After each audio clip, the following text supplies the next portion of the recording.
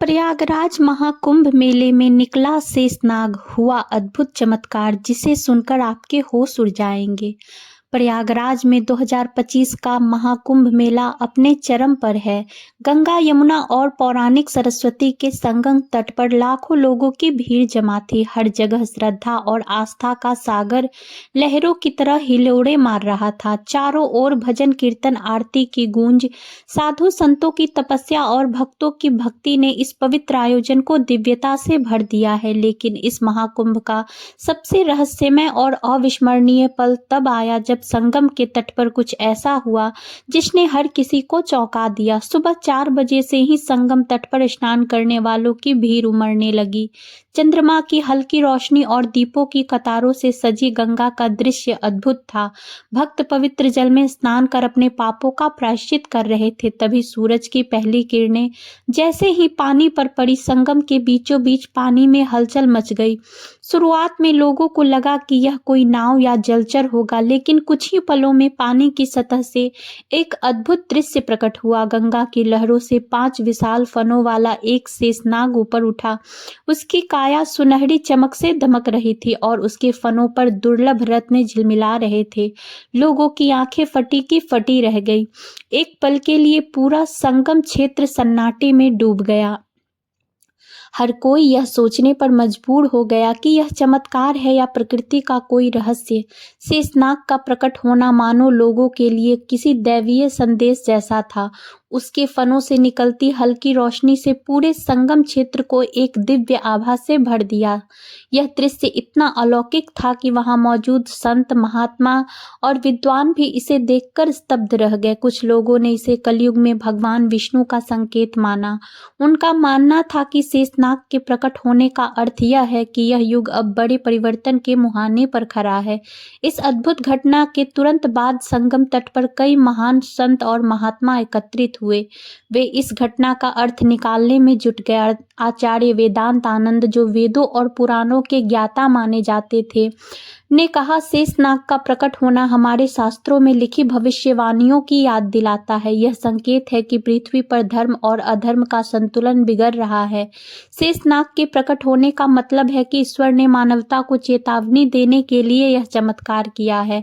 साधु संतों ने लोगों से अपील की कि वे इस संकेत को समझें और अपने कर्मों को सुधारें। जब इस घटना की खबर मीडिया और सोशल मीडिया पर फैल गई तो देश विदेश के वैज्ञानिक भी इसमें रुचि लेने लगे। कई वैज्ञानिक टीमों ने इस घटना की पड़ताल करने के लिए प्रयागराज का रुख किया।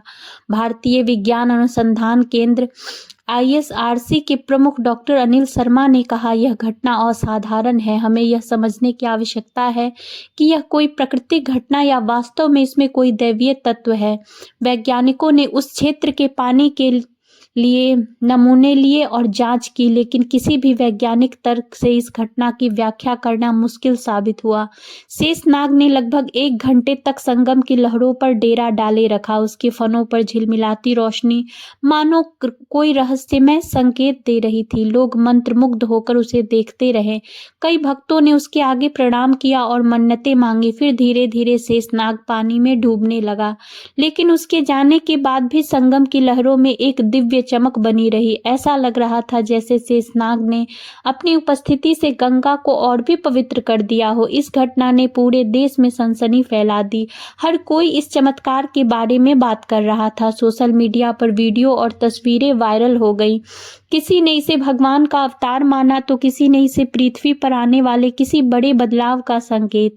एक स्थानीय भक्त रामनिवास तिवारी ने कहा, मैंने अपने जीवन में ऐसा दृश्य कभी नहीं देखा। हमारी पीढ़ी के लिए सौभाग्य की बात है कि हमें शेषनाग के दर्शन हुए। महाकुंभ 2025 का यह दिन इतिहास के पन्नों में दर्ज हो गया। शेषनाग का प्रकट होना न केवल आस्था का विषय बना, बल्कि यह हर इंसान को यह सोचने पर मजबूर कर गया कि ब्रह्मांड में ऐसे कई रहस्य हैं जो हमारी समझ से परे है। यह घटना एक अविस्मरणीय संदेश छोड़ गई कि हमें अपनी संस्कृति, प्रकृति और आध्यात्म के साथ संतुलन बनाकर चलना चाहिए, और शायद यही शेषनाग के प्रकट होने का असली उद्देश्य था। उस दिन के बाद संगम की लहरें भी मानो किसी अनकहे रहस्य को को खुद में समेटे बहती रही और श्रद्धालुओं का तांता दिन प्रतिदिन बढ़ता गया। महाकुंभ 2025 सिर्फ एक धार्मिक आयोजन नहीं रहा, बल्कि यह एक दैवीय चमत्कार की गवाही देने वाली यात्रा बन गया। महाकुंभ 2025 का यह अद्भुत और रहस्यमय प्रसंग लाखों लोगों की श्रद्धा की यादों में सदा के लिए बस गया। शेषनाग का प्रकट होना न केवल आस्था और आध्यात्म का प्रतीक था, बल्कि यह चेतावनी भी थी कि मानवता को अपने कर्मों और प्रकृति के प्रति जिम्मेदार होना होगा। संगम के पवित्र जल ने इस घटना के बाद एक नई दिव्यता महसूस की और वहां आने जाने वाले हर भक्त को मानो यह एहसास हुआ कि जीवन में चमत्कार अभी भी संभव है। यह घटना हमें यह सिखाती है कि हमारे आसपास की दुनिया में ऐसे रहस्य और चमत्कार छुपे हुए हैं जो हमारी कल्पना से परे हैं, और शायद यही वह संकेत था कि हम अपनी आस्था और कर्मों में संतुलन बनाकर ही इस ब्रह्मांड की असली शक्ति को समझ सकते हैं।